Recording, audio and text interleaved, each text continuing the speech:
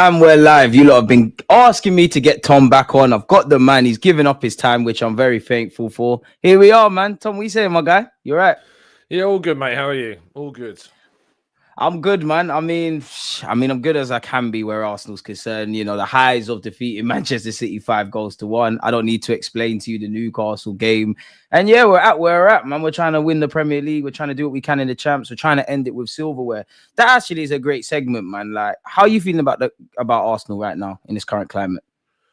I'm glad we've got a break, mate. It's what I'm thinking. I've taken the weekend off because Arsenal have got a weekend off, and it's been joyous to just not have to worry about. The first month of the year has been mad. You know, the number of games we've played. We were counting up in the press box the other day. We've done 17 press conferences in 1 month, that's too Madness. many.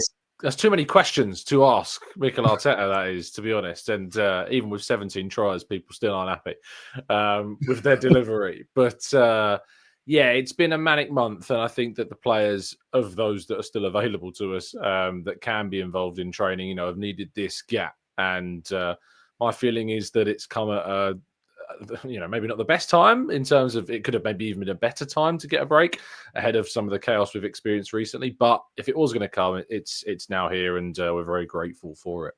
You've touched on it, yeah, and you've mentioned Dubai. What do you think the Dubai trip will be? You know, some are using it as a chance for us maybe to consider where we've got, how far we have, and mainly just to breathe and see where the season. Some would say, you know, it's a chance. It's Arsenal rewarding players with failure. You know how social media is. What do you make of the Dubai trip, man? I have to ask. I have to. Yeah, no, I mean, that's not a serious opinion. To be honest, Arsenal are going there because they have a gap in the calendar, and that was always something they've wanted to do. It's an opportunity there's so many, benefits to allowing players to train in a warm weather environment. There's the physical side of that. There's also the mental side of that, of giving players a break after an incredibly kind of tough season so far, where so many players have been expect to play perhaps way more minutes than they were going to play because of the absences that we've ultimately suffered. So, if you think that players are being rewarded unjustly, it's not a reward. It's part and parcel of the job. You know, in any kind of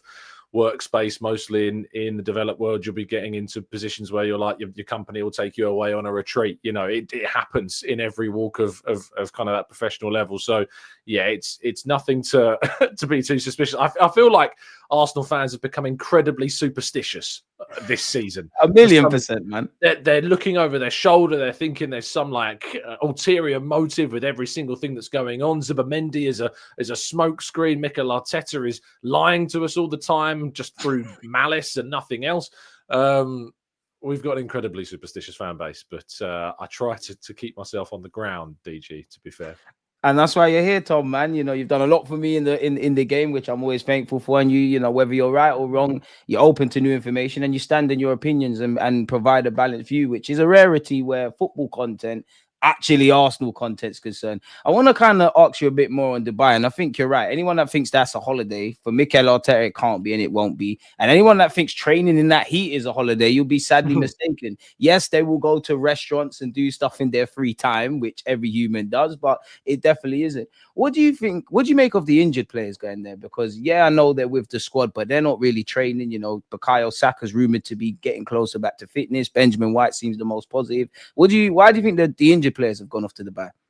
I think that's a really simple one. I mean, you've got obviously members of staff who are trained in the rehabilitation program, and you've got different players at different stages of their rehab. So if you're going to take the members of staff that are in charge of helping to rehab those players at different stages of you need them all in the same place. If you don't have them all in the same place, you're not going to have the same, players getting the maximum benefit from those staff members. Exactly. So that's why they've gone. But that's just kind of the logical explanation. The other explanations are that it's beneficial for those players to still be in and around the squad, listening to the team talks, listening to the manager and the expectations and the culture that's there. Players, of course, that are going to be out for the next few weeks in terms of Gabriel Martinelli, and a little bit longer than that in terms of Bukayo Saka. You need them to feel continually part of that group. You don't want to generate an environment where they become detached or are feeling more isolated. That's not conducive to a positive environment for the team. So yeah, of course that they've gone there for both logical and mental reasons.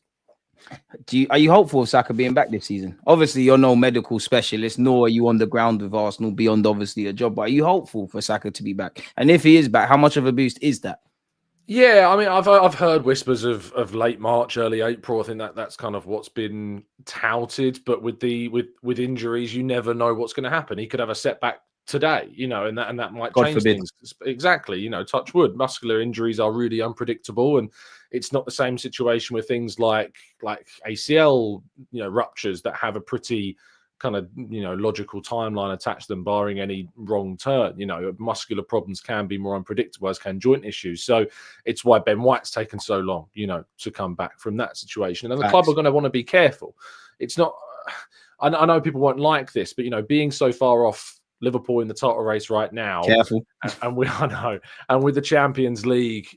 I definitely something that we could win, but still something that's incredibly difficult. And being out of the other two cup competitions, if Arsenal were to say rush their best players back, and it was to have a massive impact on the next season when Arsenal could be in a much better place come the start of 25-26, you don't need to do that, because the likelihood of Arsenal winning the Champions League or the Premier League this season is, I hate to say it, quite small. So you want to be logical when it comes to the rehabilitation and the return of those players.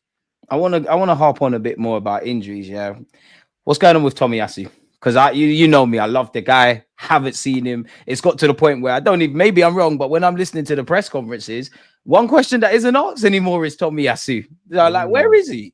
Like, what's going on? I'm missing. Yeah, I mean, there's certainly nothing regarding there not being any question. It's just been one of those. It's just not. No one's asked the question. I imagine that'll be a question that is asked very soon. I don't even know if he's in Dubai. To be fair, I don't know. To my knowledge, no. I don't want to sit here and say I'm 100% sure, but certainly when I asked the question a while ago, it was kind of like, when we don't think that he will be there was kind of the answer that I got. So I don't expect him to, and certainly he's not been pictured there or photographed or videoed. As some fans are in Dubai and have seen the players, so they would have seen him if that was the case, like they have done with Saka and have done with White and Martinelli, of course, as well, who's also injured at the moment. So he's had a knee injury. The knee injury is the main issue, and obviously we know that knee injuries are typically medium to long-term problems when you suffer them, unless you've just kind of jarred it quite slightly and you've got kind of a joint problem. But in Tomiyasu's case, he has had such a tumultuous time with Arsenal in terms of injuries that takes a massive toll, not just on the body, but mentally, as well. And so the club are going to be putting in place every single possible method to try and support Tomiyasu on his way back to full fitness. Ultimately, I think a decision has to be made on him, in the summer. He's not a player that we can, with respect, rely upon and can be consuming, wages on the platform and taking up a space in the squad. And that needs to be addressed. And I think it probably will be addressed in the summer. And maybe it'll be beneficial for him to get a new space, a new challenge, a new environment, of course, to try and kick on in his career. And Arsenal, of course, hopefully will be able to make some financial benefit from that. But it's going to be difficult with how consistently injured he has been, and whether or not he's even going to be fit between now and then the end of the season. We don't know when his return date is, and that makes it very difficult. And you kind of touched on it, so I don't need to ask you. It's like I was going to ask you, like, do you think we'll see him back this season, or would you be more hopeful around the Bukayo Saka? Because some fans will say, you know what, Benjamin White is going to be fit before Tommy. I love the guy, but as you said there, we can't rely on him. It doesn't matter how. It's like you being great at your job, working in the press conference boxes and stuff. If you're great but you're never there, it's kind of irrelevant what you can or can't do, which is a bit of a shame. How do you feel about our defensive kind of ranks now? Because it does feel, and it still does, like one of the places of stability in our team, but you could make a case potentially of Tomiyasu leaving, as you alluded to. Tierney's clearly leaving. Zinchenko's someone whose future is always subject to speculation. Lewis Skelly's come on the scene. Timber's probably played more minutes than him and Arteta would have quote unquote liked. What do you think? What do you make of the fullback ranks or the defensive ranks? I mean, the joke is that we've got left backs coming out of our ears, right? You've got so many options there. But unfortunately, we've lost, a few of them this season. And now we've developed another one in Miles Lewis Skelly, who's come through the fold and been absolutely fantastic. Calafiori has suffered with injuries this season. Zinchenko's never too far away from an injury problem. Tomiyasu, who's played there, of course, as well, as we've just talked about, is out jury. And Timber has also played at left back, but has, performed better, I think we can agree, on the right, and has needed to in the absence of Ben White. So in our fullback areas, we have depth, but unfortunately that depth has been compromised a lot this season, especially on the right-hand side with White and Tomiyasu both missing, and that meant Thomas Partey has had to come into that role. And while he's put in some decent performance, he's put in some good displays there. Liverpool was definitely a good performance from him at right back, even though we sadly failed to win that game. But the record with Thomas Partey at right back is very poor when it comes to playing that. But there are very few alternatives when you've only got Jury and Timber available to you. There's been some suggestions that maybe you move Saliba or Rice into the back line to try and work something out. And there's some more holes in the team then, potentially. Exactly. You're moving so much, around, and that needs to be, I think, mitigated as much as feasibly possible. And Partey, even though I'm not a fan of him playing there, we have had very little choice when it comes to actually seeing him play there. And I think Arteta would, has brought in Timber despite the fact that we had Ben White, because we knew that we needed depth in that position. It's just been a very rare occasion where both of them have been available. Last season, Timber wasn't available all season, and this season, Ben White's not been available for the majority of it. So that has created something of an issue for our right-hand side. But the left-hand side, I think Miles Lewis-Skelly, despite, of course, coming through the academy more so as a deep-line midfielder and certainly a progressive midfield passer, I think that the way that Arteta speaks about him would tell you that actually his future could still very much remain in that left fullback role where he does invert, does progress. Still gets to play midfield anyways, really. It's basically a midfield role at Arsenal, the left back position. So I think he's suited brilliantly for it. And I certainly think that we are in a position where we can look forward to seeing him and Calafiori kind of be the competitive options on the left-hand side.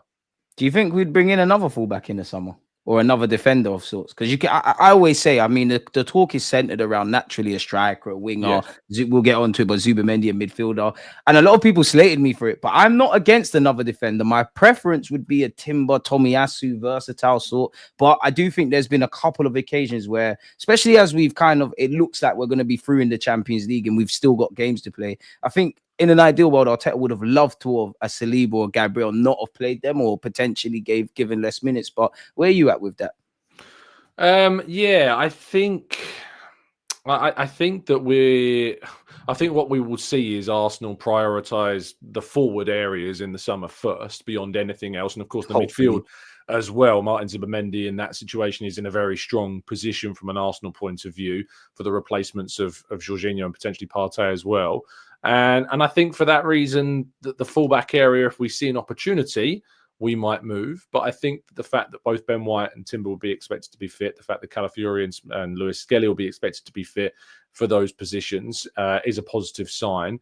I think that there's definitely scope that if they see somebody like Jakub Kiwior leave, they might look to bring in that type of player that can play across the back four, especially if Tomiyasu goes as well. I think we might look at that. We know they've got a long-standing interest in Yoel Hato of Ajax, so it might be that he's somebody they look at, and then Lewis-Skelly gets pushed, further forward, maybe into the midfield because he's more of a left-sided player.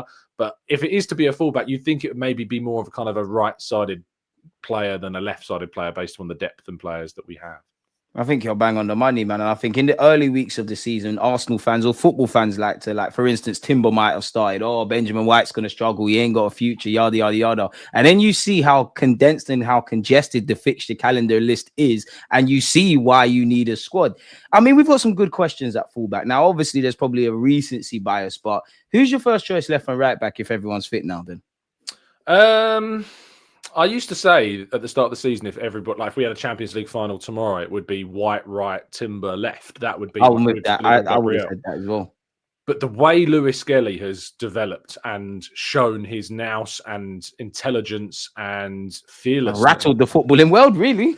Exactly, yeah. And I mean, that's a whole podcast in itself, talking about kind of the ramifications around that. And there's some, quite frankly, distasteful kind of narratives around that as well. But I think that you'd have to say, with Ben White coming back, you'd still look at Timber and Lewis-Skelly as your two main starters, and White's going to have to force his way back into the team, or work with the rotation that we can afford ourselves with him back as well. I'm with you with that, man, and it's good. It's good problems. I mean, I can't remember word for word what Arteta said, but he said something way back when about starters and impactors and all of that. And I think that's actually bang on the money. I mean, you've probably done it, you've said it, and every Arsenal fan, you can't praise Lewis Skelly enough. Whether he's going to be a centre mid or get the opportunity to play there, or as a left back. At the end of the day, you're playing for Arsenal Football Club now. It feels like a long time ago, but Saka was a left back. He's now a right winger. So just get your games, keep doing what you're doing. And well, not that we've got many, it's between him and Ethan. I think he's got a case to be our young player of the season, probably maybe even player of the season. I actually want us Arsenal fans to push the agenda about PFA young player of the season, but it's probably not going to go that far. Indirectly, though, Tom, we've been talking about it. Where are you at with the injuries and actually depth? Because on one hand, I do feel sorry for Mikel Arteta and the players. And of course, I'm no fly on the wall. I don't know what the club tried or didn't try to do. But if I look at last season and this season, I do think depth in sheer bodies was an issue. And I can't say we put our best foot forward, but where are you at with the injuries and this problem that we're obviously facing, man? Like, we've got bare of them. Really? Yeah, it's unprecedented, you know, the level of injuries to particularly key starters that Arsenal have suffered this season. Now Martinelli as well. Martinelli add to that list on top of Bukayo Saka, of course. Ben White's still at the moment out. There's hope that he might be back in the squad for the game against Leicester, which is a massive boost to our options, you know, in the defensive line. But you just go through the squad, you know, we've missed, you know, it's not just injury, we've had illness, which is just not something that we've associated since, you know, the days of the pandemic when players would just randomly be absent from, you know, teams because they've, you know, come up positive on a COVID test. So it's been odd that we, you know, players like Kai Havertz, who's been basically the most reliable figure in the team. Very durable player. Yeah, he's avoided injury so well, and obviously illness took him down this season. Declan Rice has been one of the most reliable players, but he's had to have his minutes managed as well because he suffered a broken toe, you know, this season. We've had Odegaard suffered a horrendous injury on his international duty. Really not necessarily have come back from that very well. He too has suffered with illness. Calafiori and Mikel Merino are two, you know, 60 to 70 million pound worth of investment in two players were stolen away from Arsenal at the beginning of the season. That's disrupted their transition to the squad to the point where someone like Merino, who you can have a broader conversation about, but some Arsenal fans are just utterly wiping him out and saying that he was written off before he was given a chance, man. Really, it's nuts that that's happened to a player of his level of quality who, for the last, you know, few years has been one of the best midfielders in La Liga, has worked his way back into the Spanish national team, was vital to that team's progression to the final, of course, and the contributions he made as a substitute in that, which is what Arsenal really signed him for, was to be an impact player and a rotational figure, just like he has been for the Spanish national team. And he suffered a most strange and innocuous of injuries with a fractured shoulder, and then of course come back from that and has missed pre-season. And yet some of our fans are just willing to just say, no, he's crap, get rid of him, it's done, it's over. That happened with Odegaard though. That will happen all the time, man. Of course, and that's because it's not just Arsenal fans, by the way, it's fickleness amongst the football community online. It's the belly of the beast, general. really. And social media is conducive to creating kind of these wacky opinions. But when it comes to the idea that Arsenal have somehow not been, you know, not been in any way affected by misfortune or have suffered a misfortune that is similar to that of any other club, it's just ludicrous because we have suffered way more. And it's not just that, it's the controversial decisions that have gone against Arsenal that we see time and time and time again. I think you're bang on the money, man. I think on one hand, I don't feel we've necessarily put our best foot forward or controlled the controllables. But on the other hand, there's no way you can't wrap it up and say we have been unlucky. There's been referee decisions that in games, of course, naturally, you move that away. Have we always done everything? 9 times out of 10, probably not. But we've been done dirty. As you said, there's been injury, there's been illness, there's been so much that we've had to put up with, and we're still only in February. You mentioned Martin Odegaard, and you set it up perfectly, man. You know what? You might be able to play instead of Martin Odegaard if his form continues, Tom, man, with this playmaking ability. But I wanted to ask you, like, where are you at with Martin Odegaard? And obviously, I'm not asking you about being stripped of the captaincy and this and that and the third that you hear. How much of it do you think is down to him in terms of his poor form? And how much of a part do you think it plays in? Obviously, there's been no Saka, there's been no Ben White. And our right-hand side, there was stability there. Like, where are you at with that? Yeah, you know, our right-hand side last season was probably the biggest reason why Arsenal were as potent and as threatening as they were. And that has been entirely ripped up this season with Saka's injury, with White's procedure that he's had to undergo, and with Odegaard's own issues, and then the form that we've experienced. So the fact that Arsenal, after losing pretty much the entirety of their most threatening trio, stands just 4 goals off the goal tally of last season at the same stage.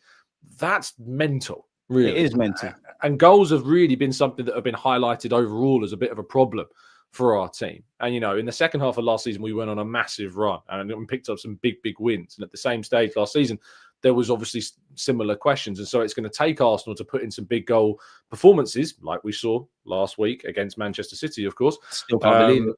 To show that we are still very much capable of that. And none of those goals that were scored against City came from set pieces either. So wow, we scored from open play. Wow. Unbelievable, I know. But yes, that's ultimately been a big problem. But Odegaard definitely deserves scrutiny for the performances in some ways that he's put on. I really thought that he might build upon that goal that he scored against Manchester City, but his performance against Newcastle was pretty atrocious. He had the chance to put Arsenal 1-0 up in the game and back into the tie and skewed his shot. He had another chance just before that was blocked. He had opportunities that, Odegaard, if we were talking about him the same time last season, maybe he scores those chances.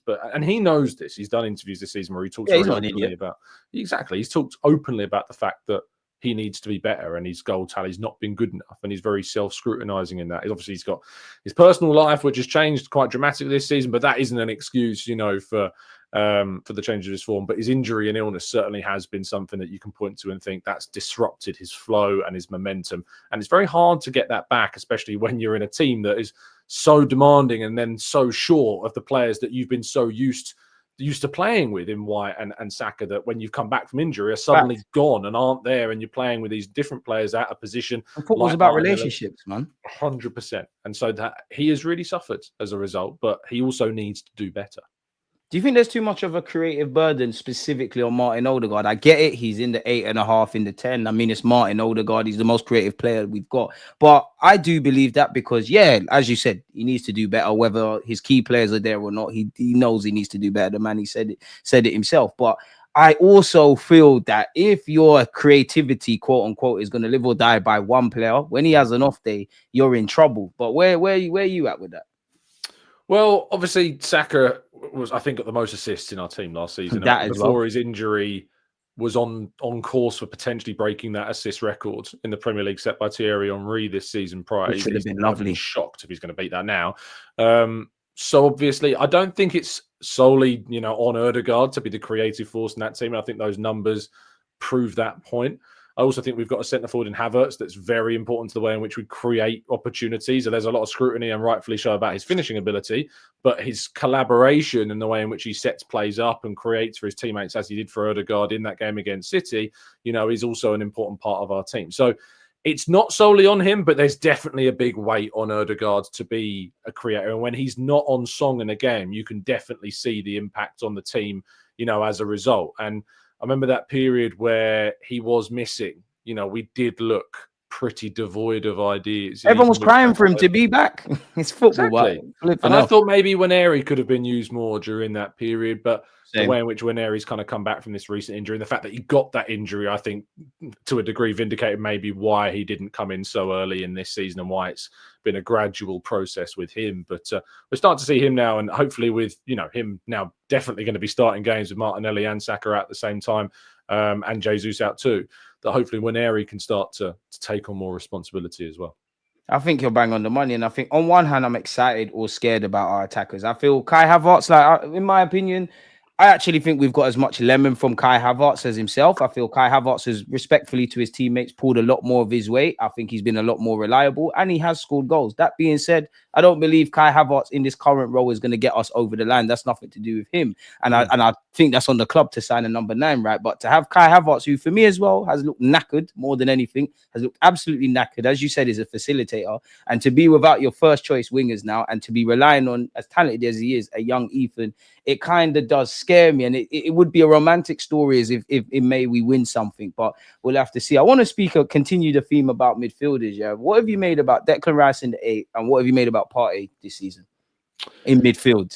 Obviously, with Partey, I think Partey's probably had his best season in an Arsenal shirt this year. He was available a lot, I think, in 22-23. I think he was available, and he also had a very good season. Good, man. And he's been very good. And that, of course, means that Rice is going to play that 8. I think Rice, obviously, suffering that broken toe, the hangover from the Euros in the summer, and an incredible amount of football.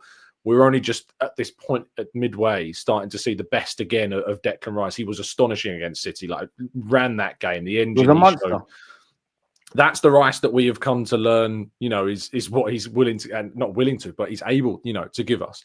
So that is going to be a big position in the summer that we expect to change. There's no indication that Arsenal are in talks with Partey over a new deal right now. All indications just extrapolating from that to let us know that at this moment in time, he's going to be leaving at the conclusion of his current deal. And also, we know that Martin Zubimendi is a player the club have, done a lot of work behind the scenes to try and secure. And there's a big feeling that is a deal that will happen this summer. And Arsenal may end up paying over, the release clause to get more favourable terms in terms of a payment structure for that deal. So when it comes to him, that is a huge, void that in terms of quality, in terms of the role that Zubimendi is going to have to fill. But if you're asking Arsenal to be ambitious in the market, you're probably looking at going and getting the best option on the market to replace a defensive midfielder in Zubimendi. So I think both Partey and Rice have been, Partey in particular has been excellent this season. Rice, I think we're starting again to see the best of him now. He's been able to gradually kind of come back to form. So what have you made of Rice in the 8? And if it was down to you, obviously you're not Mikel Arteta or the Cronkies or anyone that makes the decision, but like, what have you made of Rice in the 8? And would you give Partey a new deal if it was up to you? Well, it's not up to me. And I do kind of see the idea about just taking that step now to move on, because we know that he has and does suffer with these just spontaneous injuries that keep him out for long periods of time. And he's on a huge wage. He's in his 30s. The likelihood is that this is, what we're seeing from him this season could be the best that we do see of him. So if you suddenly give him a new deal rather than signing a younger option that's on the market and available, that you are potentially, taking a very significant risk in that sense. So, yeah, I think from that standpoint, I can understand why the club may indeed decide to move on. With Rice in the 8, he's not scored enough goals this season. I think that's something he's mentioned himself. And he knows that, as you point out. And I think that is definitely a kind of a faculty of a left-sided 8 in this Arsenal team that needs to be better. He needs to score more goals. He needs to contribute more to the forward line. He's contributed brilliantly with set-piece taking. His maybe not a reason, but generally, you're right. He's been absolutely excellent when it comes to his kind of set-piece deliveries, and that is a weapon that Arsenal have really harnessed this season. But we are starting to see him, back to his best again. And then we saw that. I think the Man City game was the perfect example. Even against Newcastle, I was doing the player ratings after that game, and he and Partey again stood out as probably our 2 best players. Best of a bad bunch, yeah. The defence and the goalkeeper let us down, and the forward line let us down in that game. But the midfield didn't, other than Odegaard. It was just Partey and Rice really did put on a very good display, I thought, despite everybody else around them not delivering. So when that changes, it's going to be very intriguing to see how a new partnership kind of evolves. And like you said, it's going to be interesting because on one hand, I want the best of both worlds, which would be, if life was simple and Partey keeps this up, you might get a 1 year plus an option. You've got Zubimendi or your game changer. You've got Moreno. You've obviously got Rice, right? But I don't think that's feasible with Ethan's emergence, with Moreno, with us probably bringing in another midfielder, with, like you said, the wages Partey's on. And then you also have to caveat that by saying, and I'm not suggesting this is Thomas, but how many times have you seen a player play out of their absolute skin when it comes to their contract? And you said it there, and I kind of agree. I do think this is Partey's best season in terms of, long-term, like longevity. I think I'd go back to the 2022-23 season where I saw a consistent Partey, but I just feel it's a chance to shed the wages. Where Declan Rice is in the 8, I think, it's hard for me not to love Declan Rice. I hear what people say. No one's above criticism, but I just think there's so much more problems at Arsenal than questioning Declan Rice. We finally got an all-action midfielder. I just wonder how good in the 8 can he be? Like, how many goals would he potentially get? Because it's been in the last 2-3 years, or if that he's been learning that. You're going against a strong body of work where he's been a 6. Now, I kind of understand differently why he doesn't play as a 6 in terms of build-up play at Arsenal. But that's the good conversations we want to have. Obviously, you're not an ITK, you only just report, but like, how confident are you in the Zubimendi stuff? Because I do hear it that, you know, we're talking, we're doing all of this, but until a player is holding the shirt, you can never count your chickens for they hatch. And to me, as someone that just reads the news, it seems like Zubimendi, 1 minute he's going to join and then he's turning his back on something, as Liverpool have probably seen, and maybe us a few years ago. Yeah. I mean, the Liverpool situation is definitely that would give anybody pause for thought. You know, there was a real feeling towards the end of the summer window that was a deal that was going to happen, and he stayed. And there is always that chance that will happen. You know, until you rightly point out, until that player is in an Arsenal shirt holding up and it's on the Arsenal website, anything happens. How many times have we seen a Fabrizio Romano, here we go, and then we don't go? So exactly, these things are. Exactly. Transfers are volatile. Things change. And, you know, people love jumping on the back of journalists that commit to things very quickly, because the transfer game is a wild one. You can't win, man. You look at, you know, just Arsenal in particular, you've got your ITKs out there. You've got your accounts that deliver transfer news to the best of their knowledge. And usually it comes from a place where they haven't got much to lose, you know, unless they've got something on the line. You're a faceless account. You've not got your name to it. You can just start up another account, try again, go again. Yeah.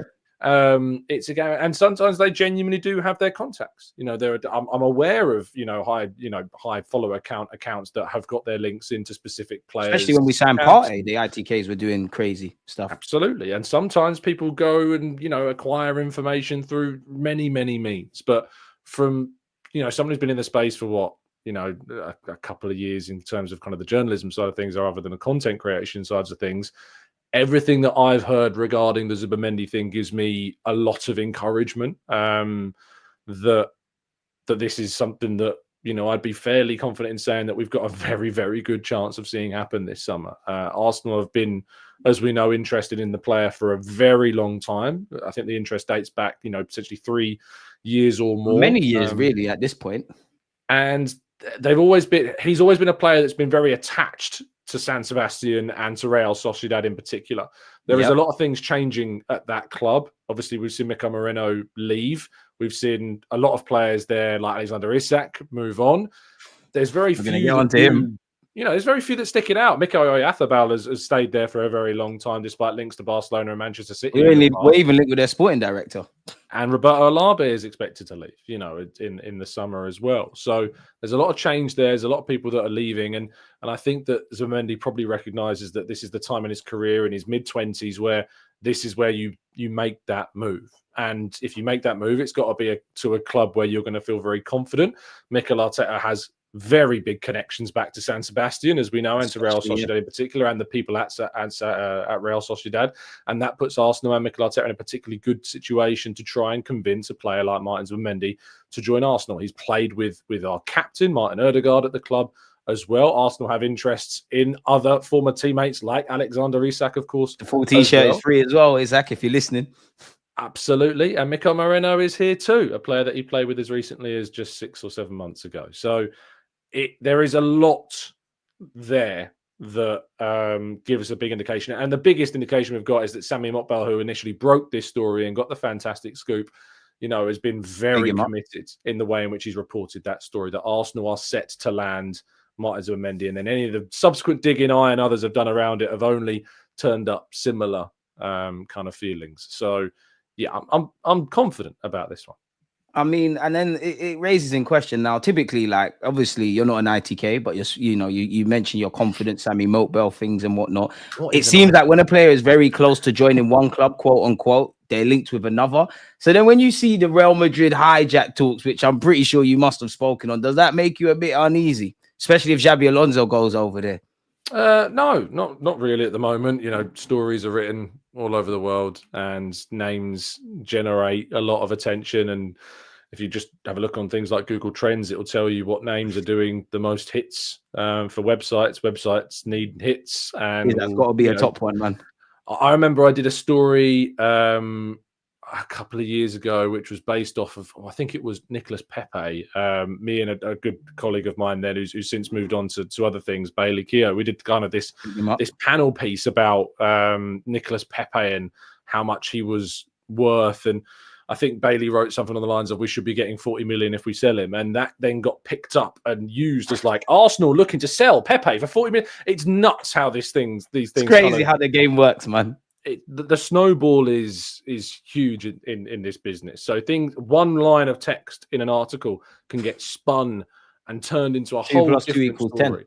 So you have to be very careful what you write. But as long as you've just said things like, in my opinion, it should be clear enough for most reading. But people won't know that. You're right, Tom. But that's where I feel sorry for you lot, because you could say, in my opinion, give a think piece as to why you're saying what you're saying, but 2 + 2 = 10. People are just going to say, Tom Gannon said, we're going to go and get this, that, and the other. I've had to like email websites before and say, like, can you guys stop taking quotes from the show that I've done? It'll be like, journalist Tom Canton says this, and it's a story on like my opinion about a player that someone in the chat box. They sensationalize it. It becomes, it'll go to the top of the Google algorithm because it's a name that's popping right now, and it says Arsenal and transfer, and it's just that is just the way it goes. So you have to kind of like, you have to be careful while you're answering questions. So I'm happy to say that I feel confident about the Martin Zubimendi deal, but it doesn't mean that it's nailed on. And if it doesn't happen in the summer, we're going to have pitchforks out for me because I was confident. The game's the game. It is what it is. Well, I don't really like reporting on transfers, but unfortunately, that's kind of my job now in many ways. You're damned if you do, damned if you don't, man. And you probably get it from both sides, because as a content creator, if I believe one thing in 2022 and I change my mind in 2025, I have to be held to the 2022 standard. I can't be a critical thinker and change my opinion dependent on information. Obviously, I kind of want to go through the names we're kind of on a consistent basis linked with. So we've gone with Zubimendi, Alexander Isak, man. I know it's a dream. I know I'm dreaming. I know it's going to take a big transfer fee. But as you mentioned, the old Sociedad boys could be rejoining at Arsenal. And who better than to have Isak feet being fed balls by Odegaard and Saka and whatnot? Do you have any confidence in Isak, or do you think it's more of a pipe dream, not necessarily a realistic one for us? I think it is a pipe dream. I just can't see. I mean, at the moment, I think Newcastle will qualify in the top 5 in the league. I know Nottingham Forest are going very well at the moment. I still can't help but think they will fall away at some point, and that will snowball. Whereas Newcastle have been there and done it and qualified for the Champions League. Chelsea are on something of a slide themselves. I think Man City will be up there. They're in the title race. We're not letting them get away with it if we don't win the league. I think Newcastle probably will get top 5. Joe Linton's injury is quite damaging for them, so maybe that would affect things. But I think they will get at least Europa League, and he has 3 years left on his deal. They're in a very strong position. Arsenal or any club would have to stump up, well over 100 million to convince the richest owners in the sport to part ways. Yes, there's PSR and that's affected Newcastle in the past, and it'll take a lot, man. If they're in European competition, it means they will also have to comply with UEFA financial fair play on top of that, which people forget, of course, with the Arsenal situation right now. But if they're to sell somebody, he's the last person they're going to want to sell. He's their ticket into these competitions. So if they're going to sell somebody, it's more likely to be a Bruno Guimaraes than it is to be an Alexander Isak that Newcastle sell. I think you're bang on the money, man. I think reluctantly they don't want to sell any of them. But like, as we all know, the striker market, definitely in my 29 years, it's probably the worst period broadly of number 9. So if you've got one, it's like holding on to gold essentially. And I think a lot of people forget, ironically, Newcastle, he was a big ticket item for them. What was it, like 70, 80 million? So they're going to want to keep him. He's of a good age. He's doing great and all of those kind of things. So then where are you at with Benjamin Sesko and Gyökeres? Gyökeres is obviously a €100 million release clause. He's expected to move in the summer, but Sporting will demand that really. They should demand that release clause. He's having another really good season.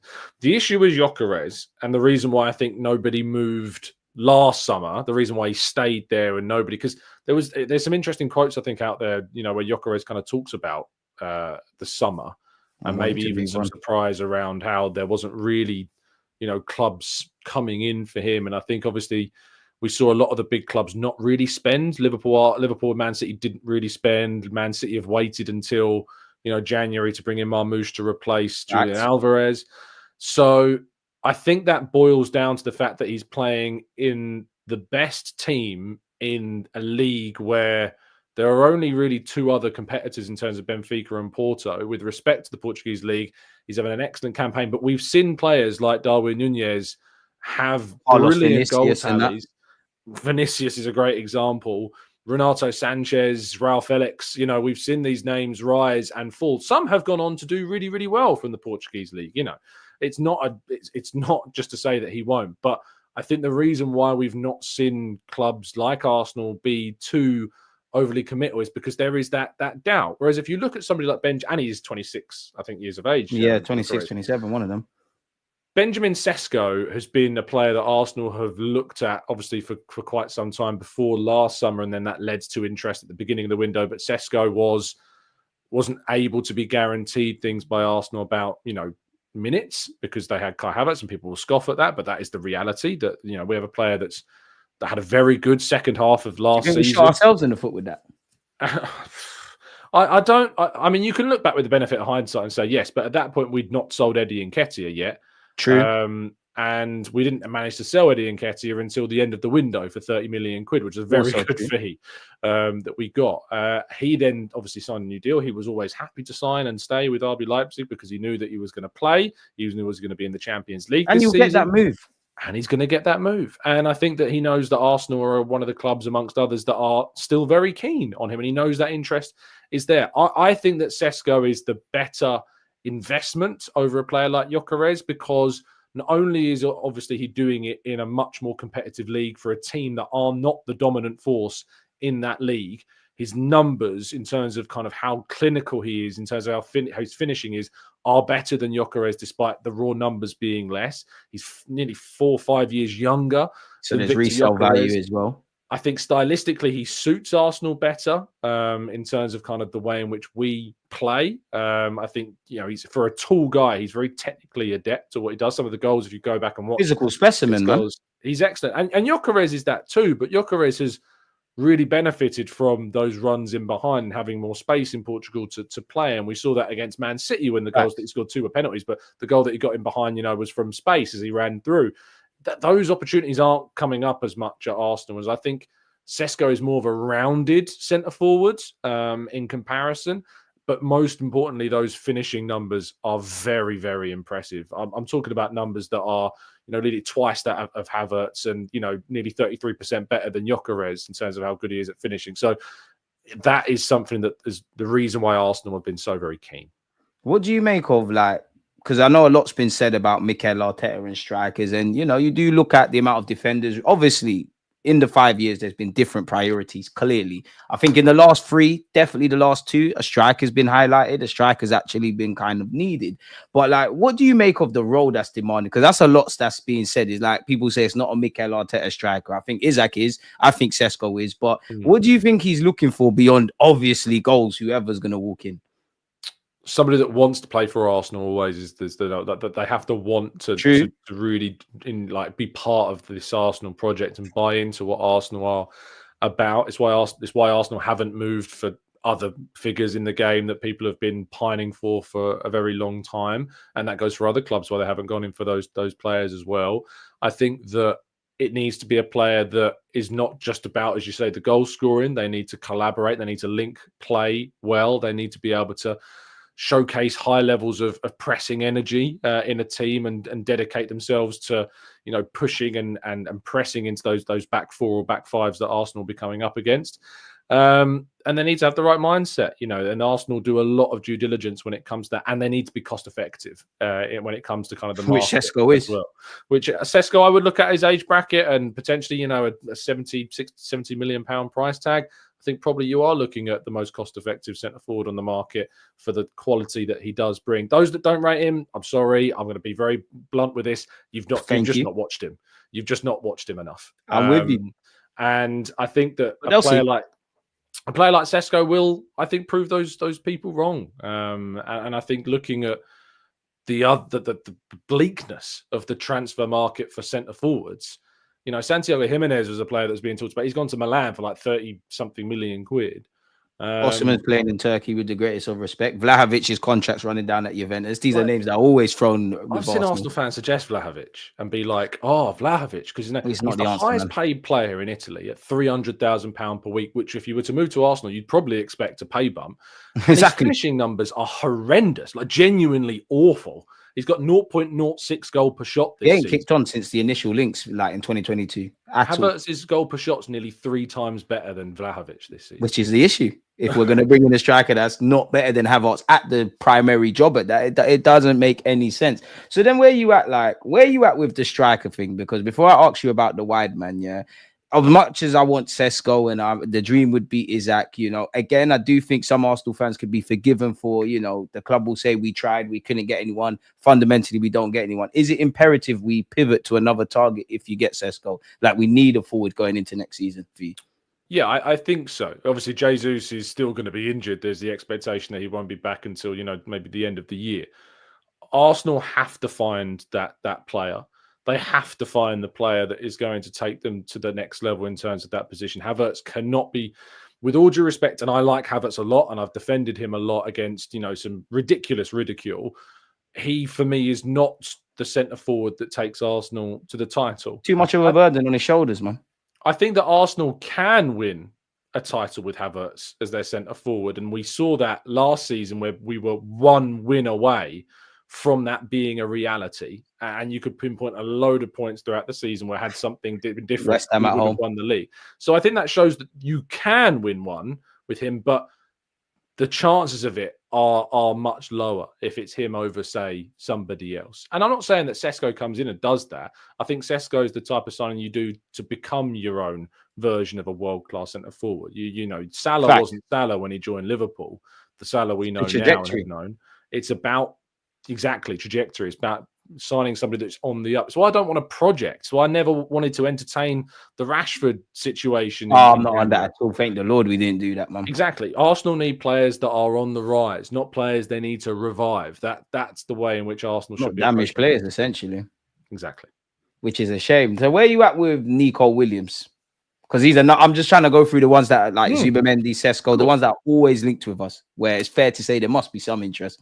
Yeah, I think that Williams is a really interesting profile of player because last season was arguably the best, most high-profile left winger of his age bracket on the planet, and was producing some fantastic performances and took that into a European Championships and scored in a European final to help Spain win against a very good England side. So you're then expecting him either to make that move, or you're expecting him to build upon that and have another great season. Neither of those two things have happened. He didn't get the move, and his numbers this season have been, in terms of output, very mediocre in a good athletic side that continue to be in contention for Champions League qualification and are still in the Europa League and are hosting the Europa League final in Bilbao at the end of the season as well. So there was no chance really of him leaving in January because he would have wanted to stay at least for that. Imagine leaving your hometown club when they're hosting the Europa League final. You could never return, man.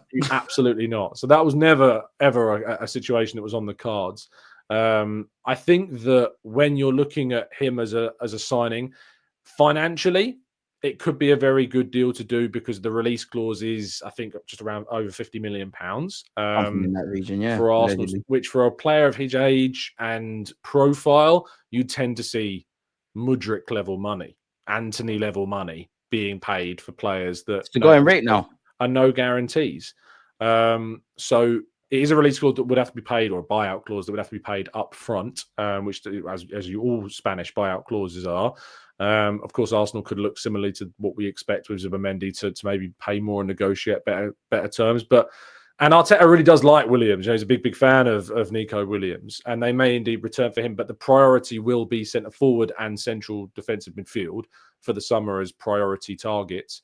Because when you've got a player like Ethan Nwaneri who has come through, you've already got Trossard, you've already got Martinelli at the club. That isn't necessarily going to be as high of a priority as the centre forward and CDM position when you're losing Partey. True. If Trossard leaves, and he could leave because we know there was a bid from Saudi Arabia at the end of last summer. That could happen again this summer. We know that Al Nassr are going to be looking for left wingers after they failed. Life-changing money as well, to be fair to Trossard. I wouldn't be surprised if that was a move that happened in the summer, Trossard to Saudi. It wouldn't surprise me at all. And then Arsenal would then have more, of a reason to move maybe more aggressively for a player like Williams. But there isn't any guarantees that he is the answer. We know that Antoine Semenyo is a player that they've looked at. We know that Mateus Cunha is a player that they've looked at. So they also could be options for Arsenal in those wider positions in the summer as well. So yeah, we're gonna have to wait and see what happens on the wing. You're right, man. But based on what you're saying with the players, and I guess it's the going rate, it's gonna be expensive, man. Like what Sesko's gonna be around 70. If we were to get Isak, you're talking the hundreds. Zubimendi, it might be a little bit over 50 million, as you said, if depending on how we go around that. Nico Williams, the same, and obviously his wages. Obviously, if we were to name Arsenal's strongest 11, give or take, I think we're not gonna do that, but everybody here could probably agree on the nucleus. You might differ with the fullbacks, maybe who's on the left-hand side at this moment in time. But I think we'd all agree who's up front, which at this moment in time is Kai Havertz, and obviously in midfield. If we assumed we got either Isak or Sesko or whatever, and we've got Zubimendi, Rice, and Odegaard, where does that place Kai Havertz for you? Because yeah, on one hand, Tom knows, we all know you need a squad, etc. But then Kai wouldn't be in the strongest 11, and some would say on them wages you can't have a squad player on that. But what's your thinking around that? The wage thing always is something that gets crazy. He was on a big wage at Chelsea. He was a market opportunity. He was considered one of the best prospects, in world football. He went to Chelsea, scored in the Champions League final, and Arteta saw it and the club saw it as a market opportunity to land, a player that they felt that maybe they could turn back. And he has been better at Arsenal than he was at 100%. Chelsea, but he's not been the Havertz that maybe many expected that he was going to become when he was at Bayer Leverkusen. That's for sure. True. And it hasn't solved the centre forward. I think he solves a lot of problems for Arsenal. I think he solves a lot of depth issues for Arsenal. I think you add a centre forward. Army knife, really. Exactly. You add like a Sesko to this, and if Sesko can't play a game, you've got Havertz there. He's on for a 20-goal season. This year. He should be part of the squad without a doubt. And he's offered, options in the left eight. He's offered options if Odegaard's missing to play second striker, perhaps behind a Sesko or, an Isak or whatever. So, yeah, he's definitely an important part of this team. He's just not, for me, as we've already mentioned, the guy that guarantees Arsenal a title. I think you're bang on the money. I've got to ask you about the last two transfer windows, apologies, with a focus on January.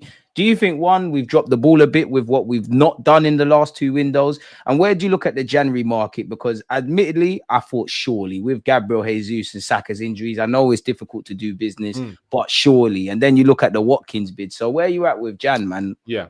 So, yeah, January was a failure, like a categoric horrendous failure. When your manager's coming out and saying, yeah, for sure, we're going to try sign a striker. We are short. We need something. Jesus' injury has changed it. And it did change it because Arsenal were looking more at wide players, I think, in January prior to Jesus getting injured. Because I think they probably thought with the options that are going to be available in terms of like big investments, the wide area was more of an area to kind of look at. But then when Jesus got injured, that all changed. Panic alarms. Now, I don't think that there was the starting centre forward for Arsenal in the January window.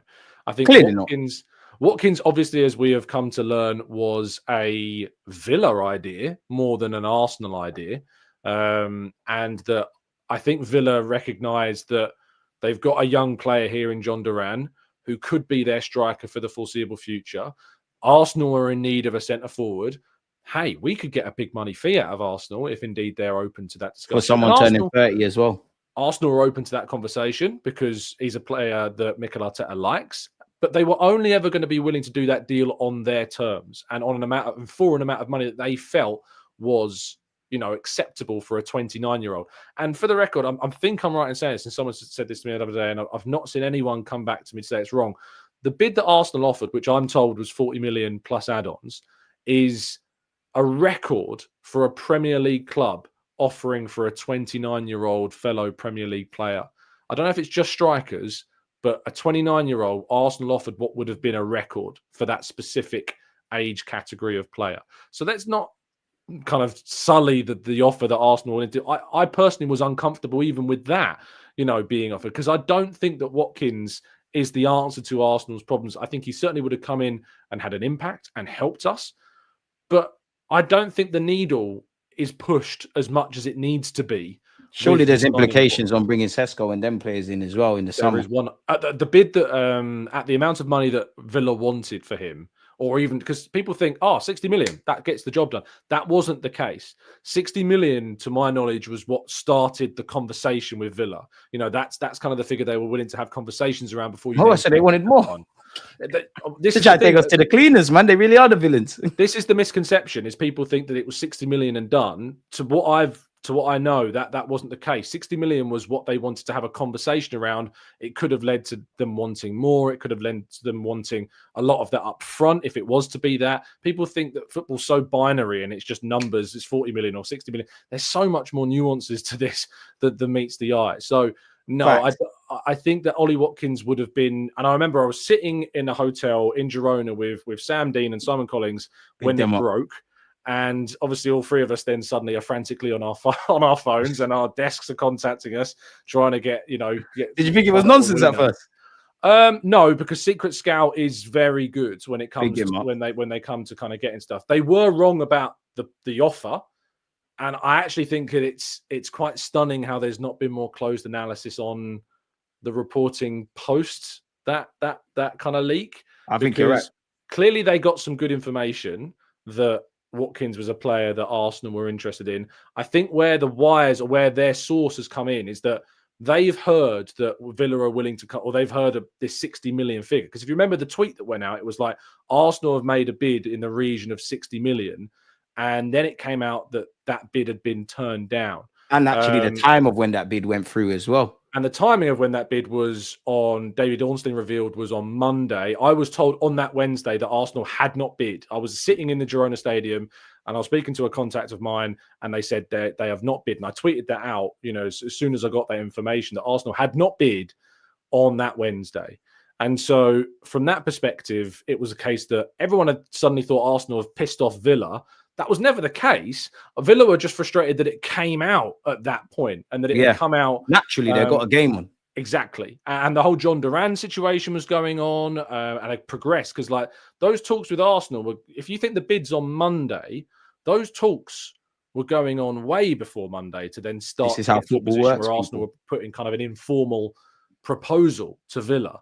So it happened way before before John Duran's Al Nasser stuff was happening. It's because people started thinking, Arsenal are just doing this for, a smokescreen. Obviously say we tried and all of that stuff. This all happened before the Al Nasser stuff was going down. I think there was Fabrizio reported on, I think it was the 20th of January, that John Duran is not leaving. I think he said something like that. He's not going to go. Shows you how weird football is, man. And that shows you how things change. So yeah, the Watkins proposal, as it wasn't like an official, submitted bid to Villa or anything like that. It was a conversation. Arsenal, put in this kind of proposal of 40 million plus add-ons, and Villa weren't willing to entertain it. And Arsenal never went back again. There were certainly suggestions that they were considering going back, but that never happened. And it didn't make enough sense, so they left it. Why I feel Arsenal failed in the window is because they failed at finding a solution to the problem that we had. And that solution is not just found by spending big money on a player. Sometimes, as I've come around on the idea, sometimes you do just need a body.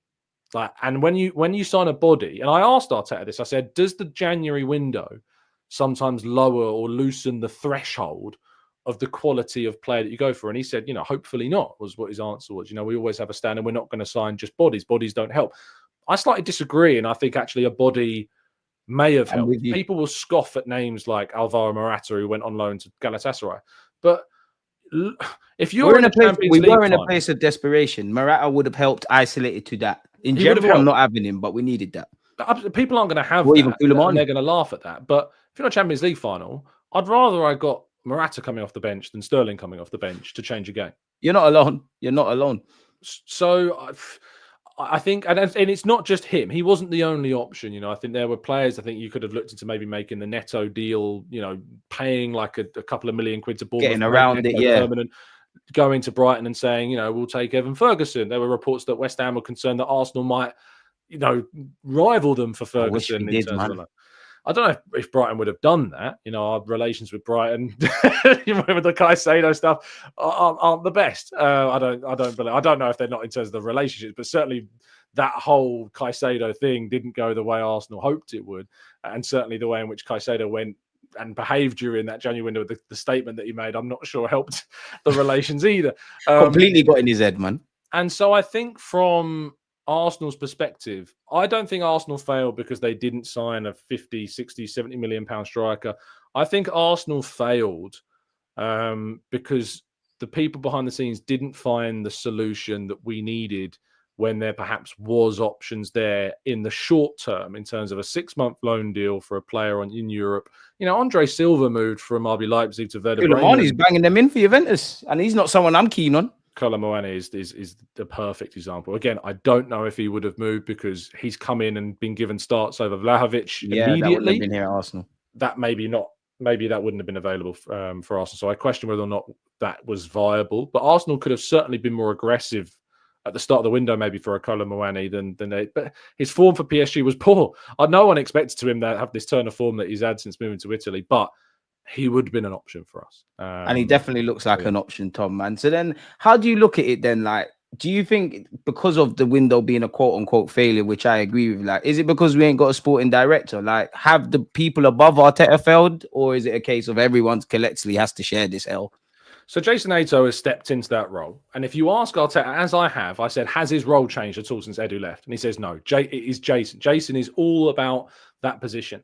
And Jason's been in this role, Jason Ato, since 2013. 2023 he was in a role, but he'd been a chief scout and he'd been a scout since, it might have been 2013, 14. So he's been involved in recruitment at Arsenal for at least a decade, I believe. And also I've heard things that in the deals that Edu did, deals for like Kai Havertz, deals for Declan Rice, deals for Jurian Timber. Jason Ato is not just a backup dancer in all this. Jason Ato is incredibly involved in all of those deals. He's incredibly well regarded. And unfortunately, because of how football fandom is, he will be judged solely on this window. People will not give a toss what he has done or what he was doing with, Edu and the parts he had to play in those. People will not don't care a jot. They should, but that's just not the way the world works. The belly of the beast, he will be judged on this window. And if Arsenal decide that he is to be the guy that becomes our new sporting director, that will be a decision that will be, in my opinion, widely criticised by the Arsenal fan base. And from a personal point of view, I would like Arsenal to go out and get somebody in externally. Somebody with experience, somebody who's got that, that knowledge of being in that position, at a club, and that doesn't have to be, your Luis Camposes. I've got a lot of time for somebody like Thomas Rosicky, who's done an excellent job at Sparta Prague, for instance. And if you do a lot of digging, as I have done into his time there, it's really quite impressive, some of the things that he's done, taking them to back-to-back titles, taking them back to the Champions League for the first time in well over a decade. And that comes through a lot of the deals that he's done at that level, which would just need to be scaled up, of course, from an Arsenal side of things. Experience, you could look at, other clubs. You could look at the situation like Luis Campos, for instance, who has brought in, some very impressive players at Monaco, has helped PSG identify some good talent, and also, but not necessarily always good talent. He has made some mistakes there. So, no, I don't think you can turn around and say that Edu's absence was the nail in the coffin, because last January Arsenal with Edu here didn't sign anybody. They were in a title race. They didn't sign a single outfield player or senior player in that window that could help them maybe towards that title in that campaign. So no, I don't think that can be looked at as something to point to, because Jason Ato has stepped into that position and has been tasked with it and has been doing that job to a degree with Edu for a very long time. Where are you at with the goalkeeping situation? Are you muted, or have I just lost my? It might be me. This sometimes happens on StreamYard. I'm gonna refresh. Entertain the chat for 30 seconds, DJ. I'll be back. No worries. Can anyone hear me? Can you not hear me? Please don't tell me my shit's messed up. Oh, we was having a great chat. Is it me? Hold on. One second. Things go wrong. Okay, I should be able to. I can hear you. I can hear you. We're all good. Okay. I thought it was me. The chat said, No, all right, 100%. we're all good. We're all good, man. See, things don't go to plan, man. I've got a couple more questions for you, Tom, before I let you get out of here. Yeah, I want to ask you as well. Like, obviously, we're talking a lot about what Arteta doesn't have and all of that kind of stuff, and I think a lot of it's relevant. But also, we have to focus on what he does have. Now, away from the players, yeah. Do you think he has to do a bit more potentially to find issues around breaking down low blocks and, scoring more goals from open play? Actually, I would say recently scoring some more goals from corners. No, I don't really. I think that our finishing's not been good enough this season. I think it's a quality issue. I think you look at all the games we played this season, and I'd say all of them bar both Newcastle away games in the League Cup and the Premier League. There's a very good argument that Arsenal should have won them all. From the chances that we created, from the chances that we've missed, from our performances. You can go back through them. Fulham away, we're an inch of Martinelli being on side and winning that game. Partey should score that header from the corner that he has in that game. High margins. You look at the Brighton game early in the season, ridiculous red card for Declan Rice. And even after we go down to 10 men, Saka and Havertz both miss huge chances to give Arsenal the lead in that game. Liverpool, we were the better team at home, I felt, in that game. Hold on to it. It's fine. The Aston Villa game, this season is you're 2-0 up in that game. You should win it. You absolutely should win that game. You're looking at what was the other game at home we dropped points in? There was another. The Manchester United FA Cup game. Like, how have we not won that? That's a joke. The chance we've had, the penalty that we missed, going down against 10 men, Havertz's two massive opportunities. Like Arsenal. So the answer is no. I genuinely don't think that game made me lose it, man. I genuinely don't think that how we've played this season. I know there's been a lot of talk about how we've regressed attacking wise, even though I said, we're only 4 goals off our tally from the same stage last season when it was considered to be, and it was on for a record number of goals we would go on to score. We need finishers. Neil said it in the chat there. We need finishers. We need to finish the chances that are given and created. Bang on. And it's genuine. I think we have a manager that has got a very good system, that a manager that's turned Arsenal into a team that, people now are saying he's a madman. I've got a lot of time for Arteta from a coaching perspective. We're at the point where fans who are very critical of Arteta are saying if he doesn't win the league, he needs to go. And that's the standard that people hold. If Arsenal do not win the league this season, he should go. With Kai Havertz leading our line as well, which I have to big up Arteta for. Without Odegaard for how many weeks, and Saka for without how many weeks, and White without how many weeks, and PGMOL having some questionable questions aimed at them. I am fine with how we are playing. I'm fine with the chances we are creating. I'm not fine with how many we are missing. That's my issue. Those are the fine margins that we need to arrest, man. That's why I always say we're like our best friends, but then our worst enemies. But like, even though I agree with you for Mikel Arteta, for what you're saying around Arteta, surely every year he doesn't get over the line. Whether people want to add context is their prerogative. But how long does it go before everybody starts to really question if he's simply the guy to take us forward, or if he's got us to a point and maybe someone else benefits from his labor? So I've been very clear, I think, on my position on Arteta, which is this contract that he has signed has to deliver a Premier League or a Champions League title. If he doesn't deliver one of those two in this specific contract, I think there's a very good argument that proves that he has taken Arsenal as far as he can do, and somebody then needs to take the reins to go forwards. Whether or not that is what happens or doesn't happen in the case if he doesn't win anything and the club still decide to stick with him, we will have to wait and see. But that's my personal position on the manager, is that he deserved that last contract by where he took Arsenal back into relevancy of title challenges. But now we're in a contract in a period where you've spent the money.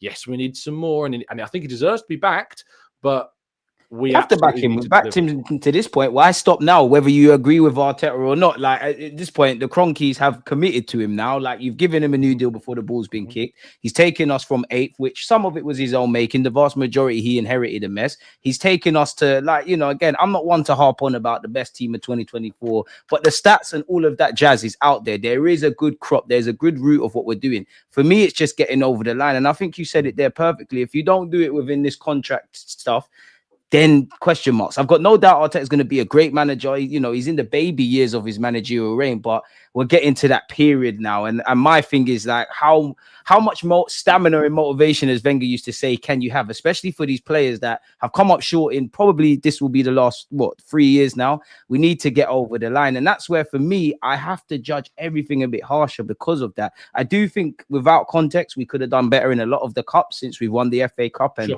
even that might have brought him people would move the goalposts, as you know, Tom, and say, oh my God, you haven't won the League Cup, you ain't won the FA Cup, but it will buy you some time, and they'd be in with a process. So we're just going to have to make it happen. My last question before I let you get out of here, man, like, Jota's been linked with us, Moyes keen. Is it nonsense? Is there anything to read into? Like, is it just, Zero on either of those. So I got to ask, man. I wouldn't sign either of those either. They're not the answers to the question that we're asking right now.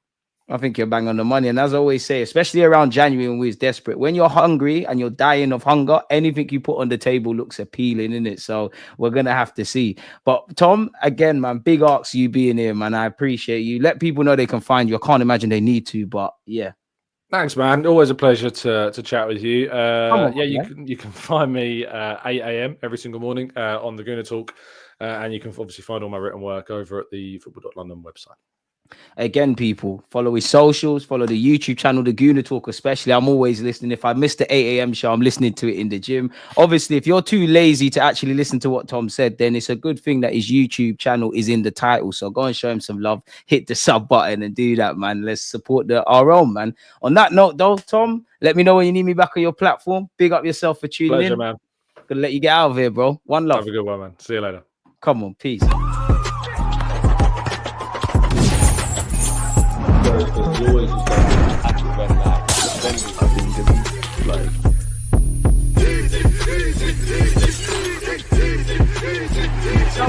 Support the move.